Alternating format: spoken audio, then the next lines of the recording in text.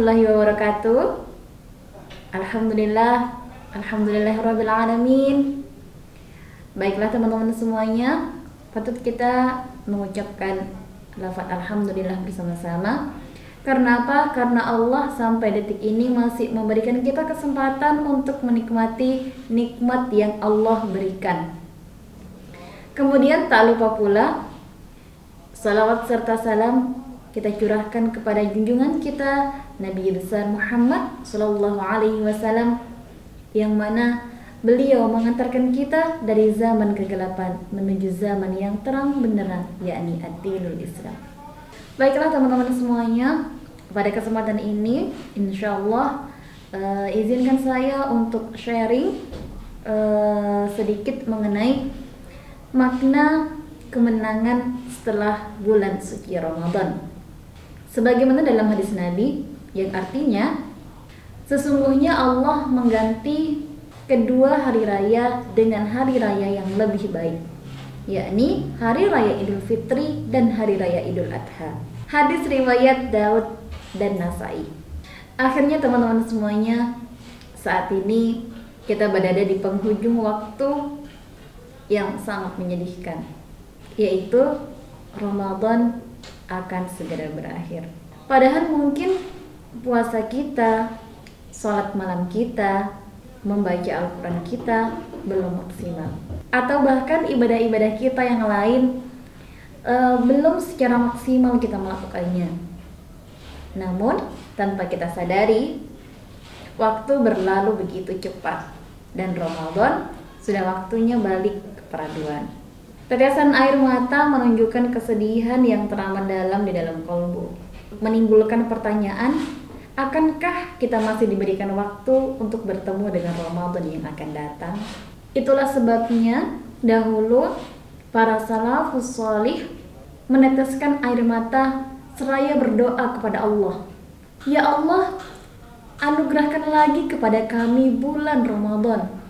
Anugerahkan lagi kepada kami bulan Ramadan, dan bulan Ramadan." Doa tersebut menggambarkan bahwa Ramadan sangat dirindukan. Ngomong-ngomong tentang makna kemenangan setelah bulan suci Ramadan, itu artinya kita nggak akan ngomongin Ramadan, tapi kita akan ngomongin setelah Ramadan. Setelah Ramadan, yakni Idul Fitri. Sementara itu, Idul Fitri merefleksikan sebuah kemenangan dalam jihad akbar melawan hawa nafsu selama sebulan penuh. Setelah menunaikan ibadah puasa selama 1 bulan penuh, maka kita akan kembali suci, akan kembali ke fitrah.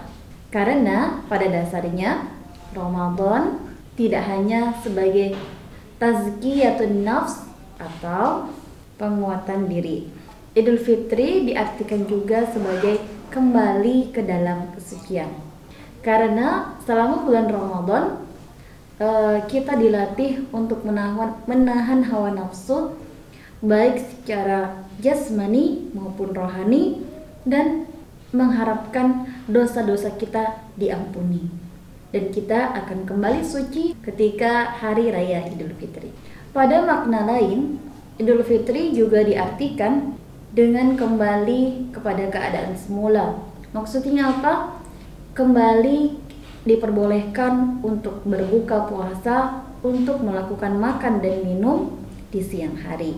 Sebagaimana penjelasan dalam hadis dari Abu Hurairah radhiyallahu an, Rasulullah bersabda, Idul Fitri adalah hari di mana kalian berbuka puasa, dan Idul Adha ialah hari di mana kalian berkurban.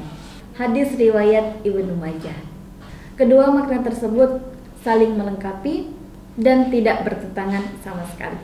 Sehingga dapat disimpulkan bahwa dalam memasuki Idul Fitri, umat Islam diharapkan untuk mencapai kesucian lahir dan batin dan mengoptimalkan keimanan. Dapat dipahami juga bahwa Idul Fitri puncak suatu metode pendidikan mental yang berlangsung selama 1 bulan penuh untuk mewujudkan profil manusia yang suci lahir dan batin, memiliki keahlian agama yang baik dan memelihara hubungan sosial dengan baik. Dalam konteks agama, merupakan suatu kelemahan ketika makna Hari Raya Idul Fitri hanya sebatas perayaan atau simbolis semata. Idul Fitri bukan dijadikan sebagai momen untuk terus memperbaiki diri.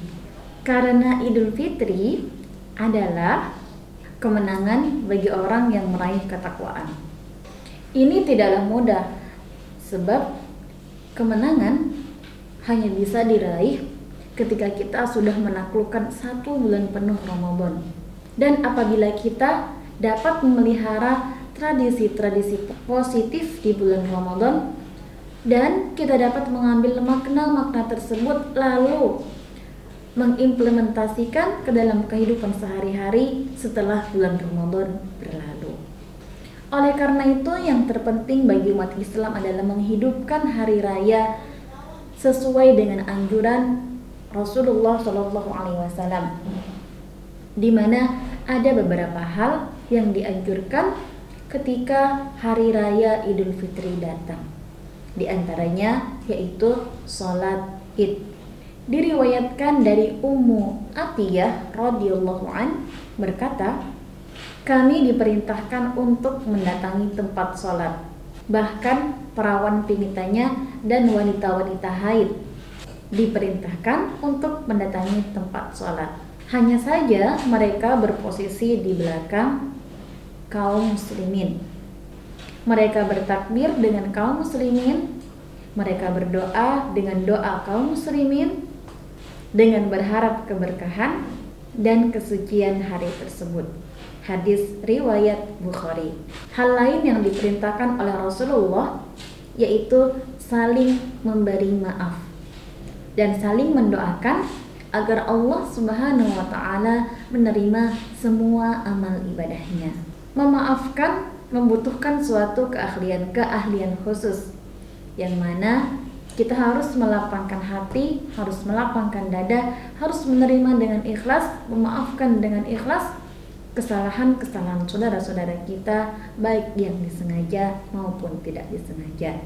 Begitupun juga dengan rekan-rekan kita, untuk saling memaafkan kesalahan yang kita perbuat, baik dengan sengaja maupun tidak sengaja, ataupun kesalahan-kesalahan yang tidak dapat dimaafkan sekalipun.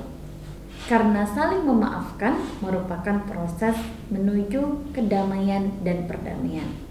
Pada dasarnya, setiap manusia menginginkan perdamaian dan kedamaian, baik dalam diri sendiri maupun dalam lingkungannya. Baiklah teman-teman semuanya, itulah tadi yang bisa saya bagikan kepada teman-teman semuanya. Semoga bisa memberikan manfaat. Kalau ada baiknya, ya ambil baiknya. Kalau ada yang salah atau kalau ada yang kurang baik, jangan dicontoh. Saya pribadi memohon maaf dan terima kasih. Wassalamualaikum warahmatullahi wabarakatuh.